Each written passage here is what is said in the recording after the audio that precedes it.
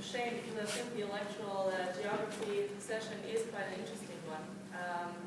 So yeah, I am a researcher at Humboldt-University. I work with a research group that is mostly dealing with a whole lot of urban phenomena, and it is mostly based, well, sociology based, but the topic that I'm presenting to you now is very interdisciplinary in a way. And what it deals with is the political absorption of new interests in metropolises and change. Now, when we look at metropolitan science, we find that it really touches three different dimensions. And these are basically the economy, society, and politics and government.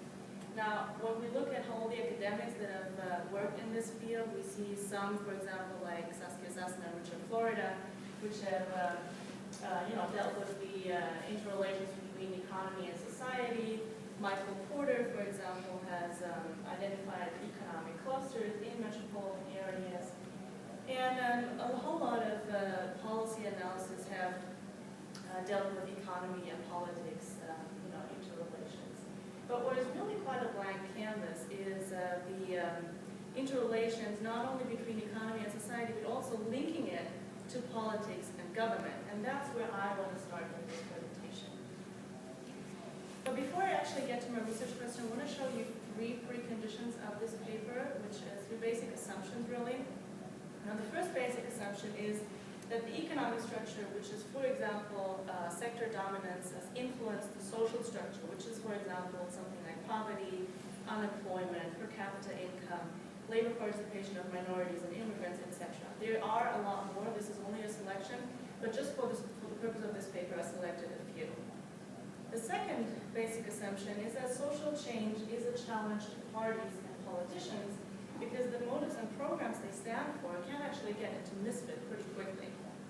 And that's also something we saw in your presentation, actually, with what I saw, for example, with the Arlington area in Virginia, where metropolitan areas are gaining a lot of population and, in fact, are getting more and more important just because there's so many voters in these metropolitan areas that they are not only getting economically and socially important, but also politically.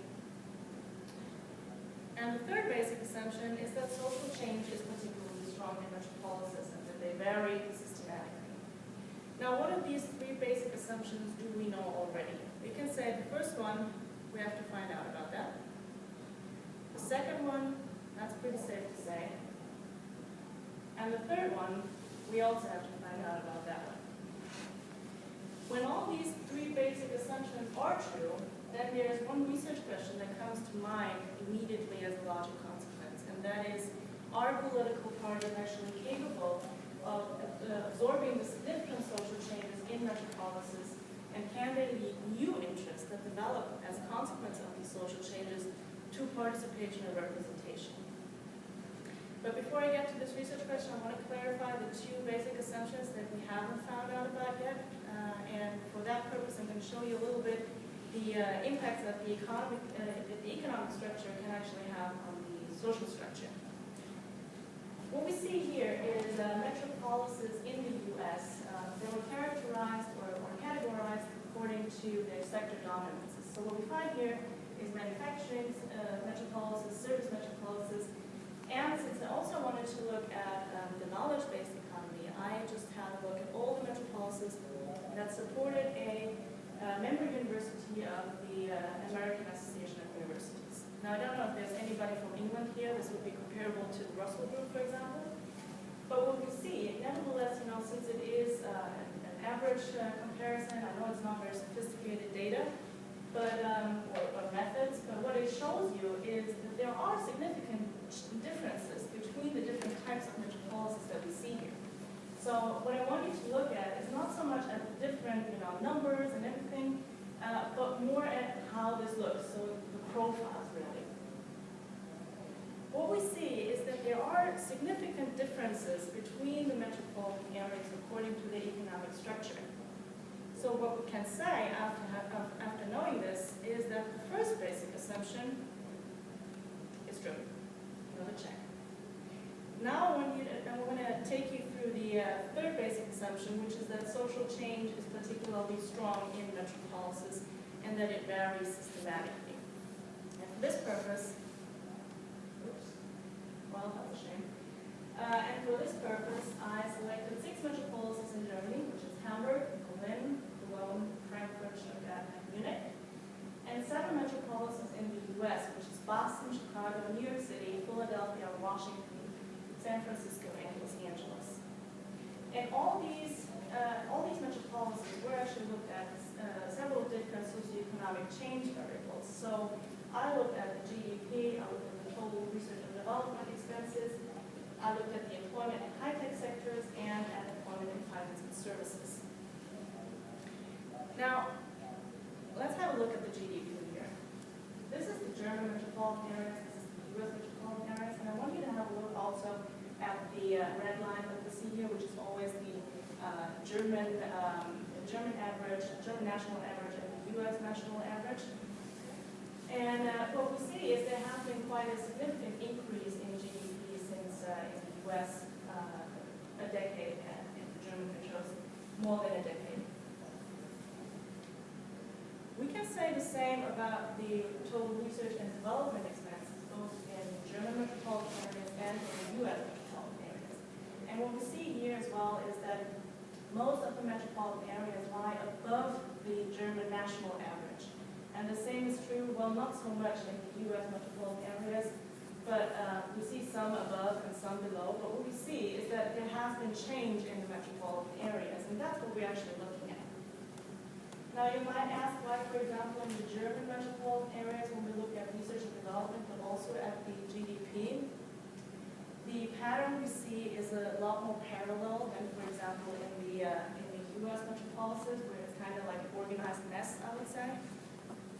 Well, that, I would suppose, is because it's just some different administrative competences that metropolitan areas have in the federal government in German metropolitan areas compared to the US metropolitan areas. That might be an explanation for that. But what we're really looking at is just the changes that we find, not so much of how the change looks, but if there's change. And now we have the employment in high-tech sectors, where we see a large increase, but we also see the effects of the crisis after 2007. And the same is actually true for the employment in finance and services, where we also see a decrease after the crisis and an increase before that. And you might also ask why, for example, the German metros don't have such a large decrease after the crisis. That is most certainly because the German system did not have such a large and prone to blow up financial sector in the first place. That might be an explanation for it, but what we're really looking at is just how the picture just changes. And we see generally in all 4 indicators a pretty large increase. With all this being said, we could actually say, especially when we compare, for example, the metropolitan tendencies towards the national tendencies, that there is in fact social change particularly strong in metropolises. So we can take the box behind that one as well.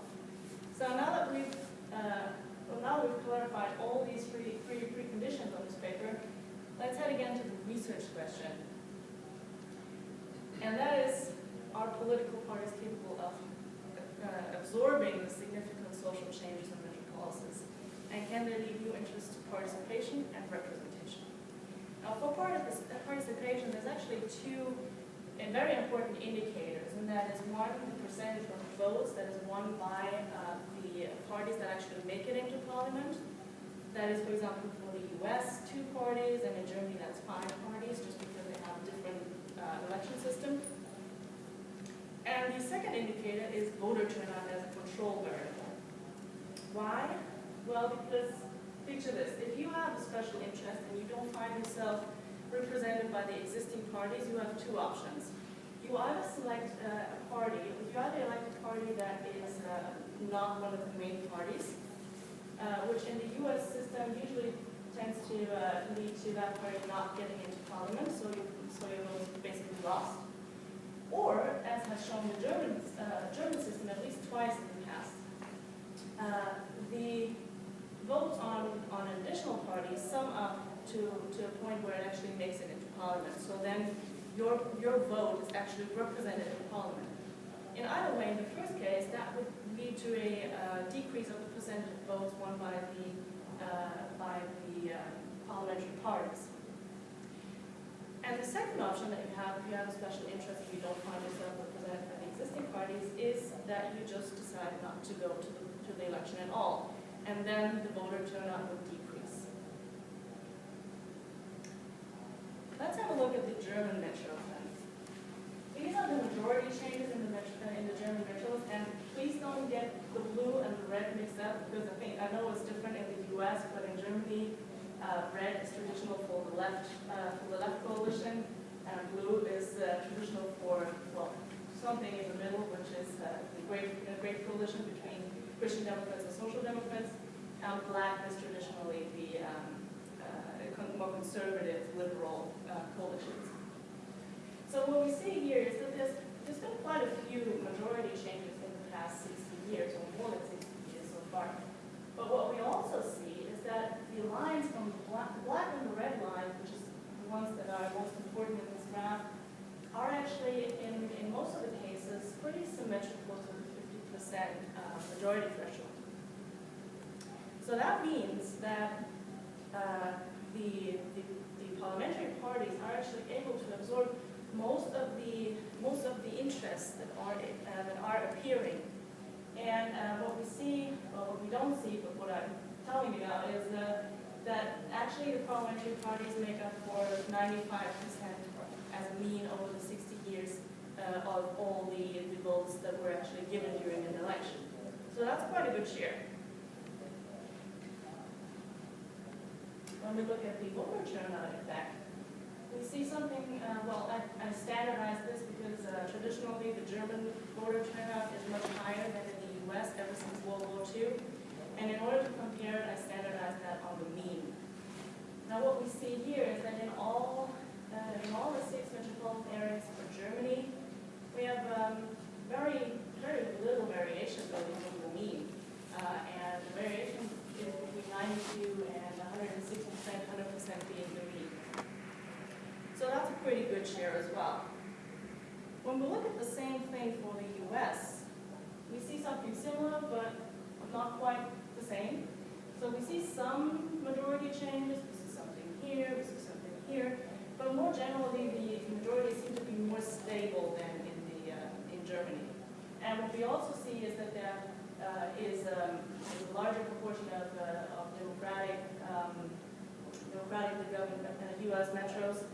But that might just be the data set, but as I've seen, for example, from your presentation, Arlington seems to be a pretty large democratic base as well. So it might be an interesting part to see whether metropolitan areas are just generally more towards Democratic parties, or to the Democratic Party. But what we see is, though, that the election results do vary across time. And the standardized voter turnout in the US metros has even smaller variations really from the mean. So variations are between 96 and 102, 103%. So that's pretty good share as well. What do we know from that now? I'm going to jump right into the conclusions right now. Great. Let me show that. Well, there's basically 3 conclusions we can make from this. The first one, what we saw with regard to the economic structures and the social structures, is that the social structure of metropolises is strongly influenced by the economic structure.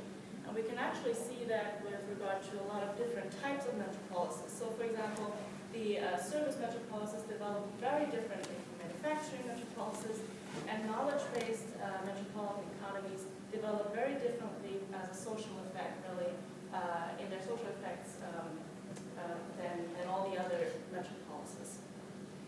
We also saw that social change is particularly strong in metropolises, and we saw that social change is, in fact, a challenge to political parties, but they are able to absorb this into the social change of these new interests into the political system. I'm saying system on purpose just because I didn't do a study on how individual parties were actually able to absorb changes. That would be a whole different thing. But what I'm actually looking at, or what I was looking at, was if the system stays stable, and if the democratic system is still something that manages to keep most votes within their parliamentary parties. And if there's still time for a few sentences, I want to open this up for a few further research questions, because I think this is a topic that is very interesting, but also opens up a lot more than just the things that I told you. So since this paper wasn't so much based on politics and policies, I think a few further questions would be something like, how can a more sustainable and equal metropolitan society be politically induced? So that's, for example, something that we could learn from the first graph that I showed you about the different profiles according to different metropolitan types. We could also ask how political parties adapt to the changing metropolises. So we've known now that they do, but how do they actually do that? And the third question could be, are there systematic differences in metropolitan governments according to their polities? So for example, if we compare federal versus central government states. So as you see, there's still a lot of work to do, but and it's work in progress, but for now I just want to thank you very much.